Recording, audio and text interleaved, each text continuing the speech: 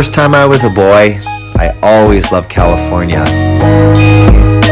I can't count over the years, when I was younger, even being from Canada, that people always called me the California Kid. Years later, in the year 2000, I went to jail for close to 2 years for conspiracy to import 103 pounds across the Canadian-US border. In 2012, I received a humanitarian pardon from the Department of Homeland Security. They knew about my work to help eradicate human trafficking and child sex slavery. And after a bicycle ride across Cambodia, the very next day I got the news. It was a dream come true. Los Angeles, California, here I come. That's all I could think about. And what better place to cut the film Return to Happiness? And that's when I moved into the place behind me. Everybody's got a story, and sometimes LA stories can be a little bit more kind of out there than most. When I was granted my humanitarian waiver, I immediately moved to Los Angeles, and all kinds of things started happening. And I ended up getting everything I wrote down. I wrote down I would be allowed back in the United States of America. I will live in LA, blah, blah, blah. And this right here behind me is where I moved into when I met my ex. And I'm super grateful, but I'm making peace with LA today. I'm making peace with LA today. That's what I'm doing. Because I've held so much of that inside. And it was such a big part of my life that taught me so many lessons. Thank you to the city of Los Angeles. I remember getting up almost every single day, 5:30, 5:45, 6 a.m. tops, and then it was to the top of Runyon Canyon for my hike. I don't got my gym shorts on today, but I'm going to go up to the top of that mountain right now, and I got to go conquer it. It's just like I'm conquering the peace in my heart that I've been fighting, that I got to give back to this goddamn city. I got to go for it. I would run up Runyon Canyon almost 7 days a week. I fell in love. I lost myself in the city of angels like so many. I made decisions that left me hurt emotionally and financially as well. The Grove holds so many awesome memories. So many relationships were formed there. And the farmer's market always had great food and energy. Well, this is the place where I met her. You know, there was a magnetic attraction, right off the bat. I knew that, and knowing everything's energy, I knew that those two energies were colliding and they were very like-minded. So they got the best and the worst of us, that's for sure. But grateful, eternally grateful for the experience, what it taught me. Incomparable values. It is so important to forgive yourself and to forgive others. No judgments. Now it's time to let that go. Let's just say I was bright-eyed and bushy-tailed with an open heart. Maybe I was too trusting, but now I know that the lessons I learned gave me a platform to give back to the world, to why things happen the way they did. West Hollywood is where I would walk alone or with friends. I always felt blessed along this street in particular, because of the people that pursued their passions and became larger than life. The thing is people come here to chase dreams, but dreams don't need to be chased. Dreams actually just need to be believed. And the minute that you believe in your dream with no resistance, then those realities just come into your experience, and it's just normal. It's not weird, it's normal. We radiate that which we are, we emanate that which we want. And to Kobe, Mamba mentality, may his spirit live on forever. I lost my passion. I fell out of love with the most important person in my world, myself. Because if you can't love who you truly are, well, you can't love much. Santa Monica Pier, to make peace with this monument, pulled at my heartstrings. This is where I brought my daughter for her 13th birthday. I had to make peace with the choices I made to move forward in life. That's why I came to LA. Venice Beach is where I would come and people watch. And as always, I was fascinated with the creativity in Venice Beach. I would train at Muscle Beach to keep my mind and body strong. LAX. How many times did I fly in and out of here? Too many times to count. To all the people that crossed my path in Los Angeles, even the ones that I resented for so long, I wish you and the world, the dreamers, nothing but the best. These are challenging times for the world. It's like we've never been so connected yet so disconnected at once.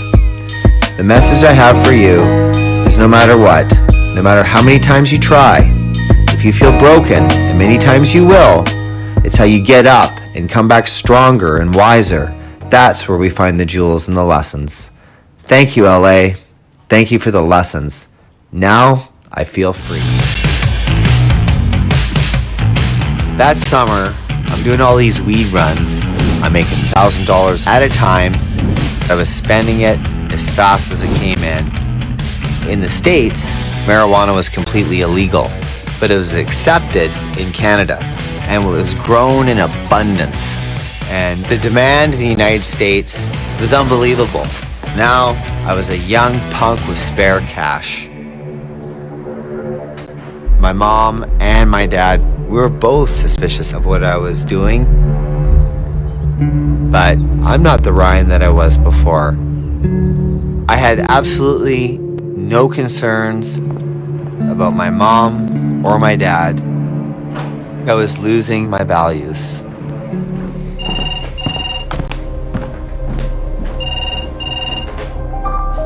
Hello? At the end of the summer, out of nowhere, I get an offer for a pro contract down in the United States of America to play professional hockey. No way. You serious? Even after all that abuse that I went through, I started dreaming again. I started dreaming about flying on that ice. Okay, thanks. Yes! The offer was from the Wichita Thunder of the East Coast Hockey League. My mom was ecstatic. Ryan's now going to be doing what he is meant to be doing. Oh my God. Son. I can't believe it. I'm gonna make you so proud. You've made us proud, son. Oh, thanks. My dad literally had a smile ear to ear. He's like, that's my boy. That's the Ryan I know. Just like to take this time to say thank you very much for watching the trailer. Please subscribe to the channel, and any questions or inquiries on how shit got across, how shit came back in the form of money. I'm an open book. No names will ever be mentioned. And it's time to tell the whole story, the whole fucking story on how this weed industry really got going from the ground up in BC, the BC bud boom. You're going to hear it all, from the good, the bad, the ugly, but most of all, it's going to be the adventure. Hi, my name is Ryan Phillips, and I am an ex-international marijuana smuggler.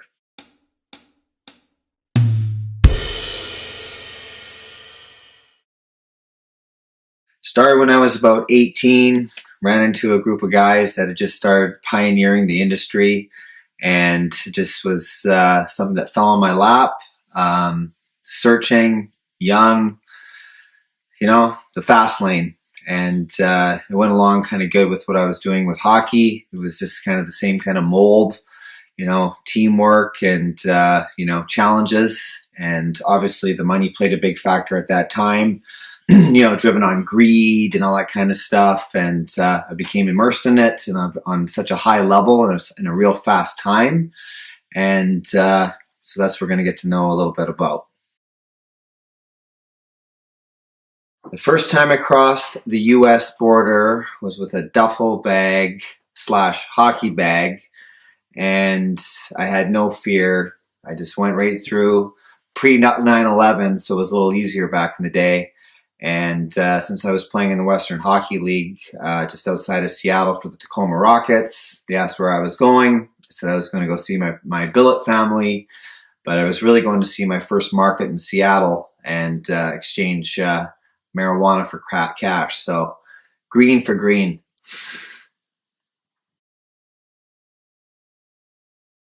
I ended up in prison in the year 2000 for conspiracy to import 103 pounds of high-grade marijuana.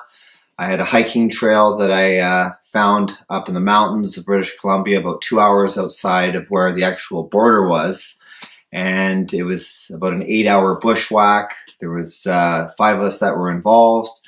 And I served over 500 days without seeing the light of day in a maximum federal penitentiary because they thought I was a flight risk.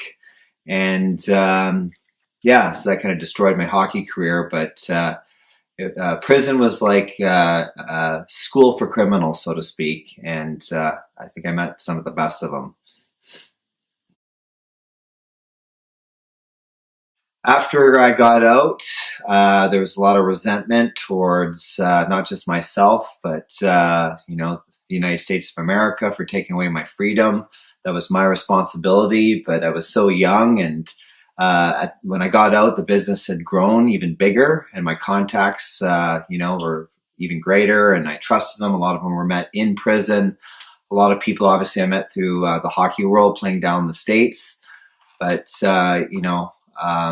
the business was taken to the next level. And when you get to the next level, it gets dangerous. And when it gets dangerous, you got to have dangerous people around you. And for a guy who's full of love and, not really into violence, but playing a violent game in both aspects of with hockey and then obviously get into organized crime, it was intense, but it was something that I had to do in order to succeed at that time. God, I don't know how many smuggling routes I had. I mean, I can't count them on one hand, that's for sure. But I think the most success that I had was through the water. Zodiacs. We had a big boat that could fit 400 pounds that would go, 2-3 times a week. And so that was generating some serious capital. Planes, like I said, hiking trails, kayaks, sea-doos. We had rigs with big compartments. Everything was very highly organized and in tune. I didn't like to take risks. Helicopters played a big factor as well. And everything was under the radar. And that's why I was successful in the business, is that I was always trying to think 2 or 3, 4 or 5 steps ahead of the next, and to make sure there was not going to be any flaws, so to speak. Well, when you're bringing, millions of dollars a month in of cash, and having to find places to hide it, and being open and honest with my parents, they knew what was going on. With the big fancy boats and the cars and the houses and everything, and just my inner circle of friends. The people that were surrounded around me were all part of, my crew. There were people that were working together with me. I hate that word boss, but, obviously that was my role. I was the kingpin. That's why they called me the King of Weed on National Geographic. I got to own that title for now, but really I'm just a Prince of Weed. I think it's got really good medicinal purposes. And at the time, it really was just taking advantage of a major opportunity that the government now has a stronghold on. I ended the business because I was scared. I was scared for my life. There was a lot of murders going on. There was a big gang war going on in 2008 to about 2011 in Vancouver, and my country as well. And things were just getting way too out of hand. People started finding out how much money was actually being generated through my faculties and my connections, obviously.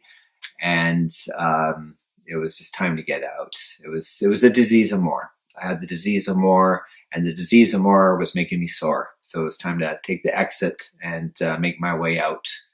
And that was probably one of the hardest things I had to do, because these were people that were really close to me. And we formed these massive bonds. A lot of it was, partying, high life, all that, stuff that's so glamorized. And, you're young, you're in the moment, you think that's all you want. But then as you get older, you realize that what really matters the most in life is family and the relationship that you have with yourself. Being true, being real, being loyal, and having respect. Every single penny that I made through the marijuana business, gone. Zero, zilch, all gone. And, you know, I've spoken before that, you know, I probably accumulated over $30 million personally. You know, I probably made at least 100 millionaires in my time, you know, with people working for me in the States and in Canada.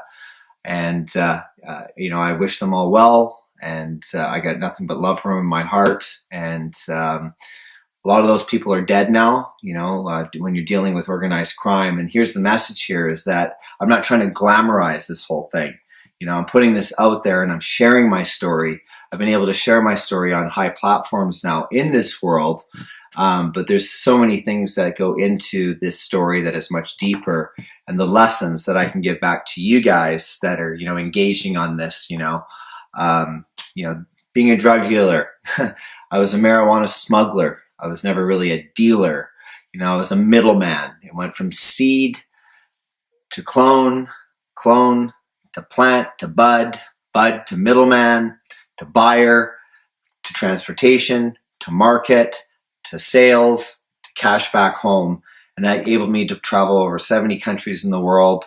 And it gave me a great education. It gave me an education about people, gave me an education on how to run a business. And at the end of the day, even though there was dark times and extortions and a lot of murders, lost a lot of friends, at the end of the day, I was able to come out the other side and really find a true relationship with myself. My passion nowadays is world service, and how that presents itself is just really just trying to do the best I can to be the best version of myself.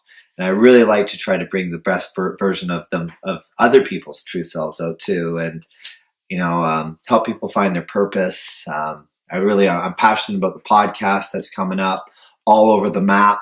It's going to be a wonderful thing where we can actually share these stories and, you know, bring more community, more unity, and more love into this, into the planet right now that's obviously going through a massive shift. At no time have we ever been so connected, yet so disconnected at the same time.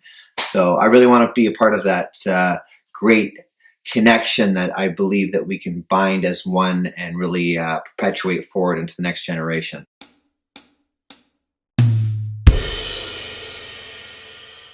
And I really appreciate you tuning into the channel, and please subscribe. I got lots of stories that I want to share. This is just the beginning, and I love y'all. Peace. There were many reasons why I rode my bike across Canada, but the main message was for millions of people that are suffering in tremendous pain and silence to reach out for help. My name is Ryan Phillips, and I started playing hockey at the age of 2. Well, I left home at 16 to pursue my dream, and all I ever wanted was to be an NHL hockey player. So, like, my greatest dream turned into, like, my greatest nightmare. Because I was a rookie on the team, because I was a first-year player, there was initiations, there was hazing, there was bullying. PTSD about the whole deal has got me more now.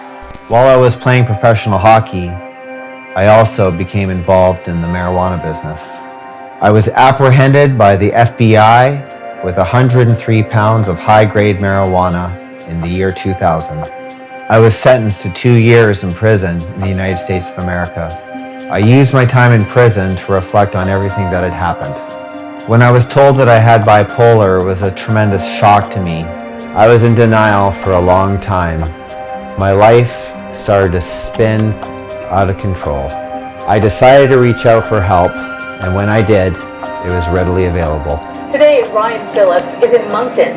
He left Victoria June 1st and says it's been an emotional trip. Oh no, my hair wasn't like this. The message I have for people around the world is if you're suffering from any mental health disorder, please reach out for help.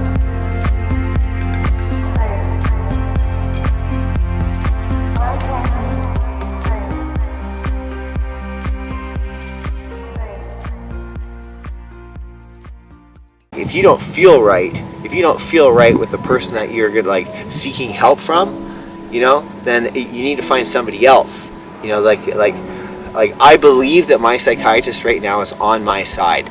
Like when I see him, he like gives me almost like, I've never been good at taking compliments. Horrible. I'm great at giving them. I'm great at giving compliments. But he always tells me, like, good for you, you know, and you're gonna do this and stuff like that. Like he wanted me so bad to do this ride across Canada, where like, you know, I don't have to, like, some people just didn't want me to do it or didn't think I could do it or whatever, but there's only one way you're ever going to find out if you can do anything, and that's actually just trying, just doing it, you know. It's like we're here to like express that expression of spirit from within, no matter if you have a mental health issue or whatever, you know, there's hope to get through it. If I can get through it, and I do every day, but I will say number one thing is who you associate yourself with, who's going to uplift you, and absolutely your environment. Your environment controls so much of like who and what you are, how you maneuver in life and whatnot. It's a huge component. I mean, I've been in a lot of destructive behavior patterns over the last, say, 5 years. You know, it's some of these people that were supposed to help me with my cognitive behavioral therapy, yada were more of a detriment because they made me feel like I was more messed up than I really am. I know I've written a book, you know, I've produced a film and stuff, so my creativity's still there. I just got sad. You know, I got sad because of all the loss. I got sad because I lost lots of friends. I got sad because I was involved with like organized crime, and that's not who I am. So I started beating myself up because I started thinking that I was a horrible person. And that if it's bipolar that I do have, there's times when I'm so emotional I can just be like driving down the street and all of a sudden I just feel like bawling my eyes out. And I don't know why. You know, I just had this like deep empathy towards people, and I can feel everybody's energy. It's like crazy sometimes, you know. Riding the bike's a pretty cool thing. It's therapeutic. You know, as tough as it is, it's like I'm welcoming the pain. Because I know if I can deal with that pain, I can deal with any kind of pain that comes my way. That makes sense. Yeah. Yeah. All of life to me, really, when I look at like life in the fact that I've been blessed to live another day, just today, just for today, and like tomorrow, hopefully I'll wake up and I'm gonna do some badass stuff. But like just to have been here, like even for as long as I've been here, and to experience some of the things that I've experienced, I live such a great life. It's been so good. I'm full of gratitude. Full of gratitude. Dude. Oh shit. Full of gratitude.